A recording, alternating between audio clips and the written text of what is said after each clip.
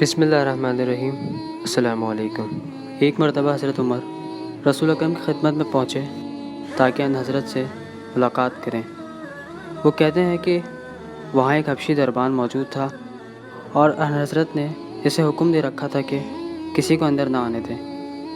میں اس دربان کے پاس گیا اور کہا کہ رسول اکرم سے کہو کہ عمر آئے ہیں۔ وہ گیا اور پھر واپس آ کر کہنے لگا کہ ان حضرت نے کوئی جواب نہیں دیا۔ حضرت عمر کہتے ہیں کہ میں وہاں سے چلا گیا اور پھر تھوڑی دیر میں واپس آیا اور اجازت چاہی، لیکن پھر بھی آپ نے کوئی جواب نہیں دیا۔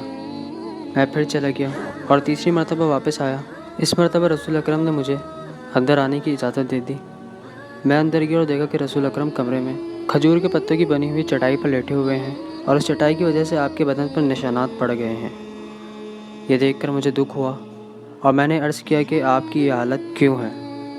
کیسر و کسرہ جیسے لوگ تو نعمتوں میں غرق ہوں اور آپ جو اللہ کے رسول ہیں ایسے حالات میں بسر کریں۔ رسول اکرم کو میری بات ناگوار گزری۔ رسول اکرم اپنی جگہ سے اٹھے اور فرمایا، یہ تم کیا نامعقول گفتگو کر رہے ہو؟ کیا دنیا تمہاری نگاہ میں جلوہ گر ہو گئی ہے؟